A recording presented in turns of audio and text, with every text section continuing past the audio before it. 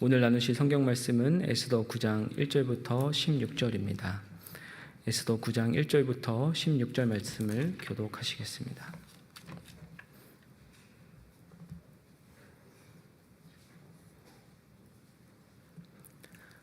아달월 곧 12째 달 13일은 왕의 어명을 시행하게 된 날이라. 유다인의 대적들이 그들을 제거하기를 바랐더니 유다인이 도리어 자기들을 미워하는 자들을 제거하게 된 그 날에 유다인들이 아하수에로 왕의 각 지방 각 읍에 모여 자기들을 해하고자 한 자를 죽이려 하니 모든 민족이 그들을 두려워하여 능히 막을 자가 없고 각 지방 모든 지방관과 대신들과 총독들과 왕의 사물을 보는 자들이 모르드게를 두려워하므로 다 유다인을 도우니 모르드게가 왕궁에서 존귀하여 점점 창대함에 이 사람 모르드게의 명성이 각 지방에 퍼지더라. 유다인이 칼로 그 모든 대적들을 쳐서 도륙하고 진멸하고 자기를 미워하는 자에게 마음대로 행하고 유다인이 또 도성 수산에서 500명을 죽이고 진멸하고 또 바산다다와 달본과 아스바다와 보라다와 아달리아와 아리다다와 바마스다와 아리세와 아리데와 외사다 곧 함므다다의 손자요 유다인의 대적 하만의 10 아들을 죽였으나 그들의 재산에는 손을 대지 아니하였더라. 그날의 도성 수산에서 도륙한 자의 수요를 왕께 아뢰니 왕이 왕후 에스더에게 이르되 유다인이 도성 수산에서 이미 500명을 죽이고 멸하고 또 하만의 10 아들을 죽였으니 왕의 다른 지방에서는 어떠하였겠느냐. 이제 그대의 소청이 무엇이냐. 곧 허락하겠노라. 그대의 요구가 무엇이냐. 또한 시행하겠노라 하니 에스더가 이르되 왕이 만일 좋게 여기시면 수산에 사는 유다인들이 내일도 오늘 초서대로 행하게 하시고 하만의 10 아들의 시체를 나무에 매달게 하소서 하니 왕이 그대로 행하기를 허락하고 조서를 수산에 내리니 하만의 10 아들의 시체가 매달리니라.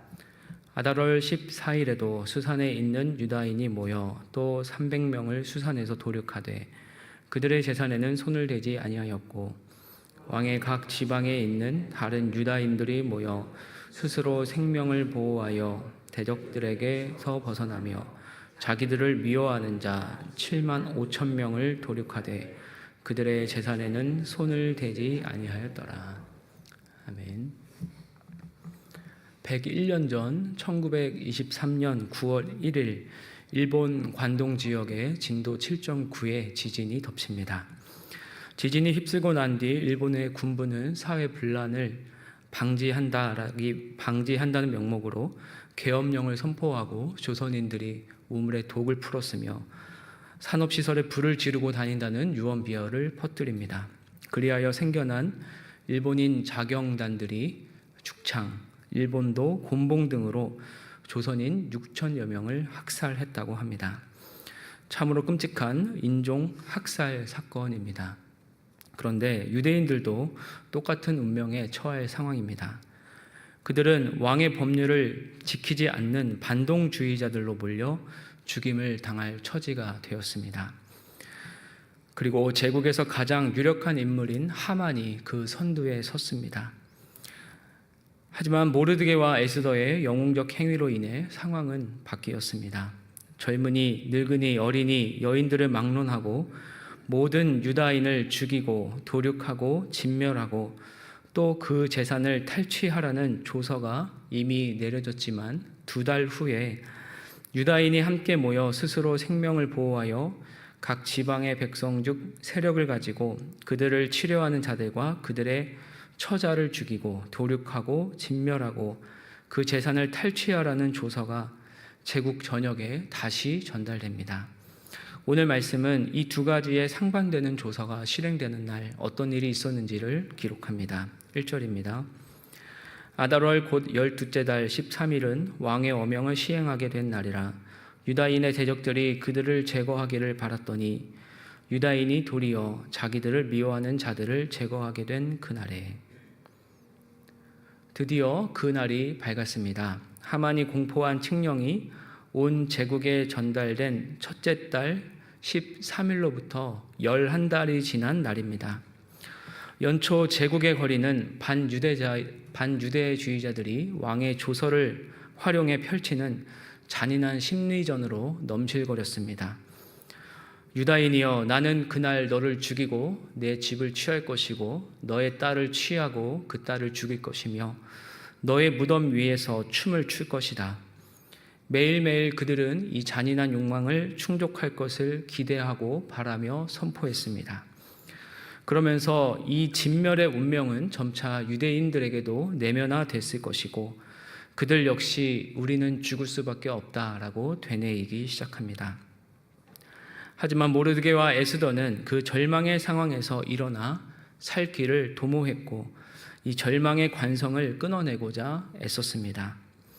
그래서 10주에 걸친 복잡한 궁중정치의 암투 끝에 왕의 완전한 지지를 얻어냅니다. 그래서 3월 23일에는 유다인들 역시 함께 모여 자신을 보호할 뿐만 아니라 공격할 수 있다라는 조서를 내립니다. 하지만 중요한 사실은 유대 공동체에 대한 괴롭힘이 즉각 중지된 것이 아니라 일방적인 몰살 명령에서 힘의 다툼으로 변경되었다라는 점입니다. 모르드게는 이러한 정치의 본질을 잘 파악한 인물로서 자신의 지위를 최대한 활용하여 점점 영향력을 넓혀갑니다. 2절에서 4절입니다.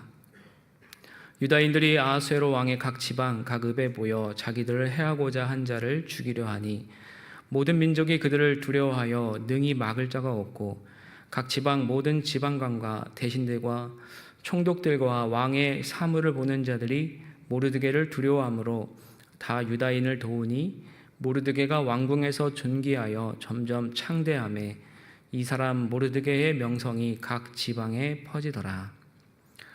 사실 에스더 내용 전반에 걸쳐 정치 세력들이 어떻게 움직이는지 현실적으로 잘 보여줍니다. 우선 아하수에로 왕은 괴물에 가깝습니다.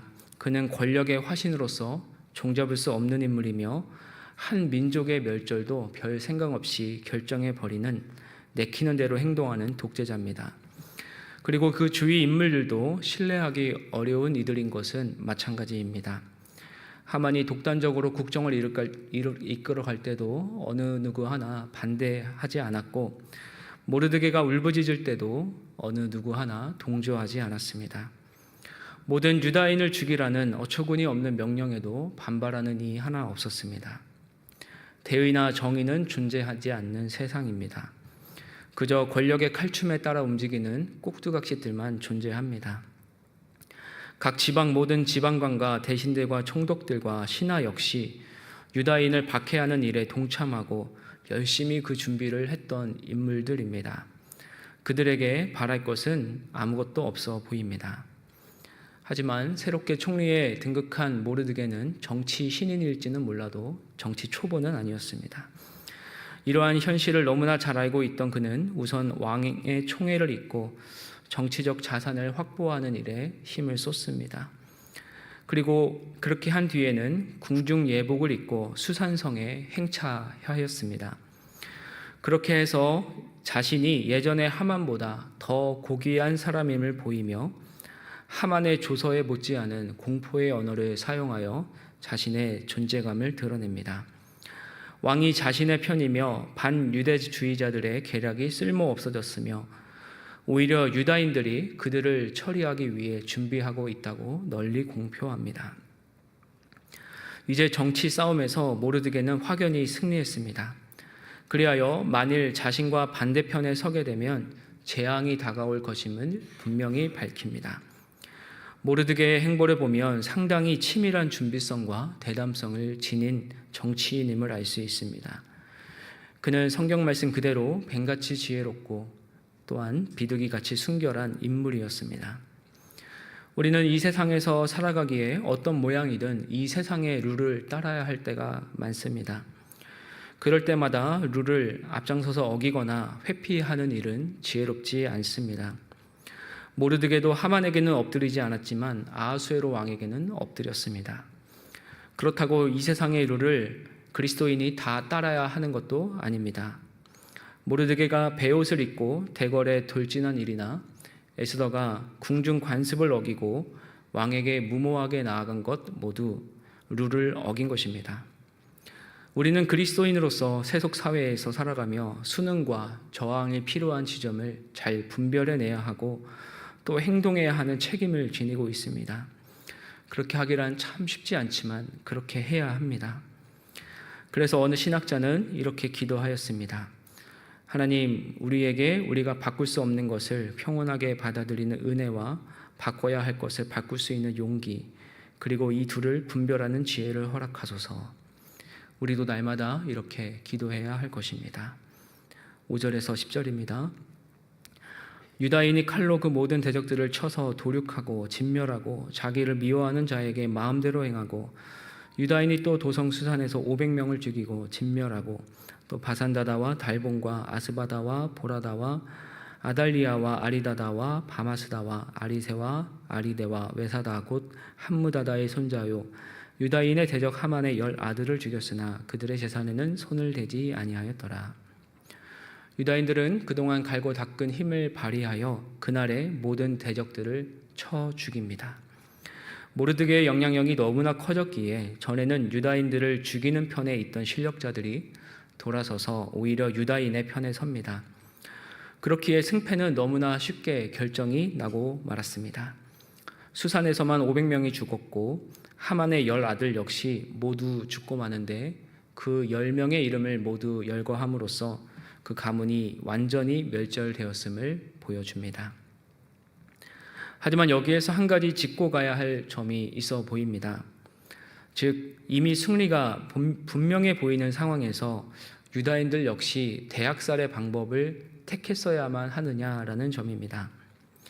이미 유다인들을 죽이려는 시도는 수그러들었기에 굳이 필요하면 제국 전역에 있는 반유대주의 지도자들만 처형해도 충분했을 것으로 볼 수 있습니다.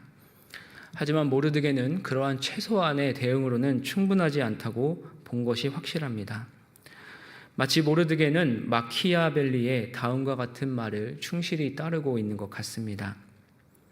사람들은 칭찬하거나 진멸해야 한다. 어설프게 상처를 주는 것은 복수를 유발할 것이나 깊은 상처를 내는 공격은 그렇지 않다. 따라서 우리가 사람을 공격할 때 입히는 상처는 후대의 복수를 두려워할 필요가 없을 정도로 깊은 것이어야 한다. 이제 반유대주의는 숨통이 끊어졌고 유다인들과 모르드게에 도전하려고 하는 시도는 모두 사라집니다.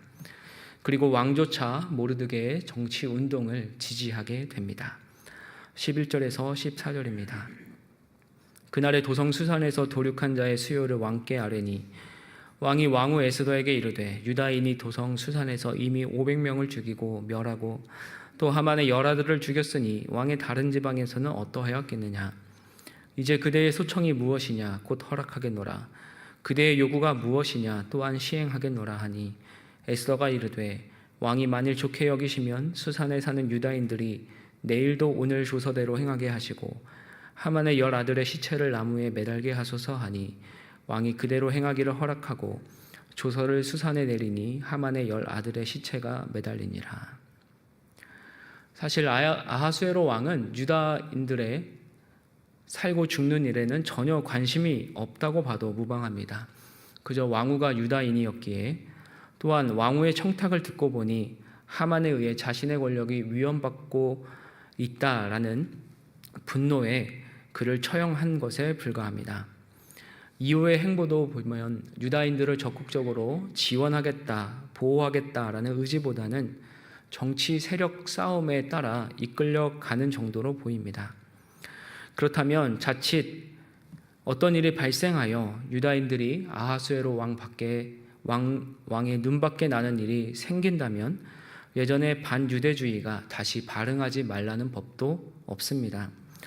따라서 모르드게는 유다인들과 연합하고 유다인의 편에 서는 것이 왕에게도 유익이 된다는 점을 분명히 하기 위해 유다인이 실질적으로 강하다라는 사실을 입증해야 했던 것입니다.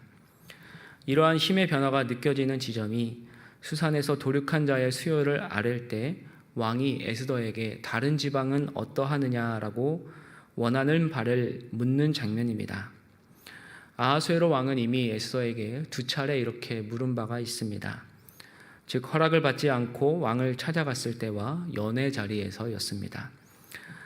하지만 이제 그 질문의 함의는 바뀌어 있습니다.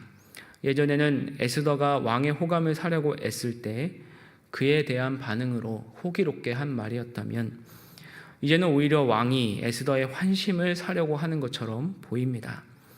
마치 그대가 간구하는 것은 내가 허락하고 시행할 수밖에 없다라는 것처럼 들립니다. 이에 대해 에스더는 하루 더 조서의 효력을 연장해 달라는 다소 소박해 보이는 요청을 올립니다. 왕과 마찬가지로 에스더 역시 제국의 변방에서 어떤 일이 일어나고 있는지 알 도리가 없습니다. 수산에서는 승리했지만 최악의 경우 주변 도시에서 반유대주의 세력들이 승리했다라는 소식이 들려온다면 그것을 막기 위해 주도권을 적어도 하루 더 연장하여 혹시라도 모를 위험을 방지하고자 한 것입니다. 15절 16절입니다. 아달월 14일에도 수산에 있는 유다인이 모여 또 300명을 수산에서 도륙하되 그들의 재산에는 손을 대지 아니하였고 왕의 각 지방에 있는 다른 유다인들이 모여 스스로 생명을 보호하여 대적들에게서 벗어나며 자기들을 미워하는 자 7만 5천 명을 도륙하되 그들의 재산에는 손을 대지 아니하였더라. 다음 날 드디어 승리의 소식이 속속해서 들어옵니다. 수산에서도 또 300명을 색출하여 죽였고 각 지방에서는 7만 5천 명을 죽였다는 낭보가 도착합니다. 이제 드디어 유다는 멸절의 위협을 벗어난 것입니다. 사실 이 이야기를 축소해서 본다면 두 정치 세력의 갈등으로 인한 극한 대립 가운데 한 편이 일방적으로 다른 편을 말살한 기록에 불과할 것입니다. 그리고 그렇게 대규모 학살 사건을 기뻐하고 축하할 이유가 도대체 무엇인가라는 의문을 품게 되기도 할 것입니다. 하지만 본문 중에 계속해서 등장하는 어구, 즉 재산에는 손을 대지 아니하였다라는 말씀이 이러한 해석을 거부하게 만듭니다. 모르드게 조서를 보면 재산을 취할 것을 허락하고 있습니다. 또한 그렇게 하는 것이 당시 일반적인 전쟁의 관행이었습니다. 하지만 유다인들은 그렇게 하지 않았습니다. 이는 그들이 행하는 전쟁이 일반적인 인간 사회에서 일어나는 세속적인 전투가 아닌 하나님의 전투, 즉 성전임을 인식하고 있었기 때문입니다. 하만은 아각 사람으로 아말렉의 후손입니다.